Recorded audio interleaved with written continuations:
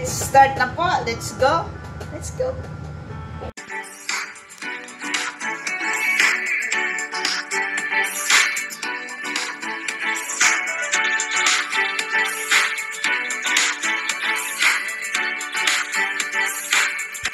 Hello mga kamadam chair! Kumusta na po kayo? At ito pong muli ang inyong paglingkod dahil nag-regraving po tayo ng pasta at saka ng ganito. Yan. Ano to yung dry days na mayroon pong tausi at nakababad sa oil. So yan. Parang gusto natin kumain yan. It's parang weird dahil dapat kanin yan. Pero parang gusto natin ang pasta. Kaya samahan niyo pa ako. Let's go! Let's do cooking! Yan mga ka-cheers, umpisan po natin sa pagluluto ng pasta for 3 people po yan. At ito po ang ilan po sa ating ingredient, garlic at saka onion. Depende po sa inyo kung ilan po ang gagamitin. 1 can po ng fish with black beans, yun, black beans, tausi. Na-blanch na rin po natin ang ating broccoli. Meron din po tayong konting cherry tomatoes, pero pwede po niyong damihan, depende po sa inyo. At kahit ano pong meron kayong cheese sa bahay nyo, pwede pong gamitin. Pwede rin po yung spaghetti cheese po na nasa tube. Pwede po yun, kahit anong cheese. Meron din po tayong ground luya, dill, kasi maganda po ang dill sa ating Meron po tayong toasted garlic and also salt and pepper. At yan, magluluto na tayo. Pinainit lang natin yung ating wok at nilagay na po natin yung tausi with the oil nakasama. Kaya hindi na tayo naglagay ng oil po siya sa kanya. Yan. Haluin lang po natin para hindi po matuyo. Yan. At syempre, dyan po sa medium pa po ang apoy natin. Tapos ilagay po natin ang ating garlic at saka onion. Yan. At pahihinaan po natin ang apoy. Yan, pinahinaan na po natin sa low fire para hindi po masunog ang ating garlic at saka onion. Yan. At ating isusutay lang at paiinitin. Maglalagay na rin po tayo ng ground ginger, mga half teaspoon lang po. And then yan, white pepper. At 1 pinch po ng dill. Pampalis po ng langsa ang dill para po talaga sa isda siya. Kung napansin nyo, napakadami nilagay ko na paminta kasi gusto ko yung maraming paminta. Ilalagay na po natin yung ating spaghetti. Yung pasta po na ating binoil kanina. Yan. At haluin lang po natin para po makombine po yung lasa ng oil at saka ng tausi sa ating pong pasta. Remember po, low fire lang po ang gagamitin natin. Yan. At kung kayo nag-gravings na rin po, panoorin niyo po hanggang dulo ang ating pong video na ito. At kung inyo pong nagugustuhan at hanggang ngayon nanonood po kayo, paki-comment down below po kung saan dako kayo naroon ngayon.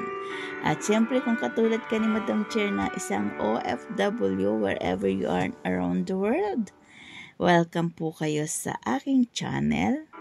Yan, paki-subscribe na rin po sa mga hindi pa natin friend. At siyempre, shout out po sa ating taga-subaybay kay Ninang Virgie. Yan. Naglagay din po tayo ng 2 tablespoon po dyan ng breadcrumbs. Yan. At siyempre kay Madam Jocelyn Bautista na laging nanonood na ating kay Chari, kay Madam Chari Rubisa at kay Sir Enrico Rico. Yan. Nilagay na rin po natin yung ating fish and yung ating broccoli. Dito po sa Hong Kong ay napakamura ng broccoli dahil mabibili nyo po yan ng 2 pieces ng $9 or $10. Depende po yan kung saan nyo bibilhin. Kaya lagi po kayong magkaroon ng broccoli sa inyong pagkain kasi napakamura lang. Nakita nyo po yung binuksan ko, salted egg po yan dahil may nag-order sa atin ng salted egg. May nag-order sa atin na ilan yun? Mayroong 6 pieces, mayroong 12 pieces. Maglalagay din tayo ng toasted garlic. Yan. Binigay yan sa atin ng ating among babae, yung toasted garlic. Yan. Sagay na rin tayo ng paminta at saka asin. Yan. At siyempre, depende po yan sa inyong panlasa. Kapag kulang-kulang pa sa panlasa nyo is dagdagan nyo na lang po. Ako po kasi tansyado ko na alam ko na po yung lasa niya. Kaya hindi na po ako nagtitikim sa akin pong niluluto. Yan. Kasi tansya-tansyahan na lang po yan. Siguro na sa tagal ko na siguro nagluluto, alam ko na kung gaano karami ang kailangan. At hindi po kailangan na maalat po ang ating food ha, lalo na sa nagkakaedad na tulad ni Madam Chair. Ayan ang tikman natin. Oh, diba? Sarap. Yan. At atin lang pong pakuluin pa rin ng konti. Basta low fire lang po para hindi po masunog. Kasi hindi po tayo naglagay ng tubig dyan. Gusto natin yung very dry talaga. So, haluin lang po natin para hindi po masunog yung bottom niya. Yan. Sarap-sarap. Nag-cravings na po ba kayo? So, comment down below. Lalagyan din po natin pala ng konting sugar para mabalance po yung ating pong pagkain. So, yan po. At muli, haluin natin para po yung sugar niya ay mag-combine ng patas. Ano bang patas? Ng balance sa food. Yan. O diba ang sarap? Very delicious tingnan. O diba? So sa mga katulad kong OFW, yan. At mahilig sa pasta. Nag-cravings lang po kasi ako ng yung nasa lata na fish at tausi. Lalo na po kung mahilig kayo sa fish, dapat meron kayong mga nakatabi sa sa cabinet nyo ng sardines, tuna, yan. Pero wag pong lagi-lagi kasi hindi po maganda ang laging naka-processed food po na ating kakainin. Lalo na po dun sa mga matataas ang uric acid. Hindi po laging naka-processed food ang ating kakainin. Kasi tumataas po ang ng acid kapag tayo ay laging kumakain ng processed food. So, paminsan-minsan, pag nag-craving lang tayo. So, ganun po. Pero pag mayroon kayong uric acid, lang po kayo water po para mailabas yung uric acid po natin. So, yan po ang ating food today. Nilalagyan po natin ng cheese para po malinamnam talaga. Yan. O diba, ang dali lang, pero paiinin po natin ng medyo konti pa para talaga yung lasa niya ay manuot dun sa kanyang pasta. At yan nga po, magpi-plating na tayo. Kahit tayo lang ang kakain, kailangan medyo may finesse din naman ang ating paglalagay sa plato. At hindi ko alam kung bakit may hawak-hawak ako na cellphone dyan. Ganun. Alam ko na kung bakit nagsiselfone ako dyan. Nagre-reels po ako. Ganun. Bilang OFW, kailangan marami po tayong pagkakakitaan kasi nga, kahit po tayo ang nagtatrabaho, one-time billionaire lang po tayo pag tumanggap, kinabukasan, tsawala na or lipad ng ating sweldo, yan. Kaya kailangan, nothing wrong naman po kung tayo ay mayroong mga extra income katulad ng pag-reels, pag-YouTube, basta online, madali po siya kasi yan po ang in ngayon. So mag-plating na po tayo. Yan, at tayo ay gutom na. Yummy. Atin pong pagandahin ang plating. Kunwari ay nasa dining dining restaurant. So yan.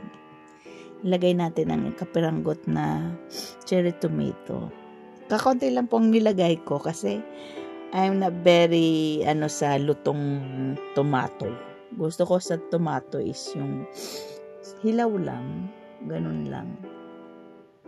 Mas bet ko yung yung parang sa salad. So yan, nilagay na po natin lahat at ayan na nga po, dagdag tayo ng cheese.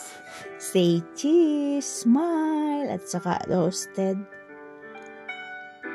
garlic. Yung garlic na yan ay bigay ni babae sa atin. So yan, nagre-relish pa rin tayo. Yan. Parang naulit Bakit ba naulit siya? Nag-plating na tayo Sabay ganun. At ayan nga. Bakit nagkaganon? Parang nadubli natin. Never mind. So ulitin natin. Kunyari, take to ng pag-plating natin. Yan. O diba? Mahirap din po ang ang maging OFW. Lalo na po kung busy ka at saka yung nagpapiano ang amo. Buti na lang kay Madam Chair at talagang hindi naman. Yan. At yan na nga po ang ating plating. At yan na. Haggard na si Madam Chair kasi 2:00 na. Kakain pa lang tayo. Tikman na natin. Yummy. Very good. Wala nang upuan talaga yan. Alam niyo po, mga ka-cheers, kaming mga OFW, hindi na po kami nagmemesa o umuupo pa sa lamesa para kumain. Mostly nasa kitchen kami o nasa kwarto namin. Pag may time, hindi sa kwarto. Doon tayo Yan ang ating graving sa ating fish with tausi at saka pasta. Mga ka-cheers, naibigan niyo po ba ang ibinahagi natin ngayon na pasta with tausi? Yan, yung fried days with salted black beans. Yan pong ating ginawa ngayon. Para po kasing gusto ni Madam Chair, kaya trinay natin, invento. At okay naman. Ayos na to. Diba? Bilang OFW, kailangan maging tayo sa ating sarili para hindi naman tayo magutom dahil talagang everyday 24 hours kung baga nga yung iba is nagtatrabaho. Kaya dapat kung nagustuhan niyo po ito, like na po rin, paki-share, at kung hindi pa po kayo nakapollow kay Madam Chair, ay pakipindot na rin po ang subscribe button. At syempre kung para lagi po kayong updated sa Madam Chair channel, ay pakipindot po ng bell notification dyan para bawat update po, bawat video ni Madam Chair na i-upload ay kikita nyo po. That's all for now, and happy April na po. Kaya ingat po ang lahat. Happy summer to everyone, and God bless us all. Bye!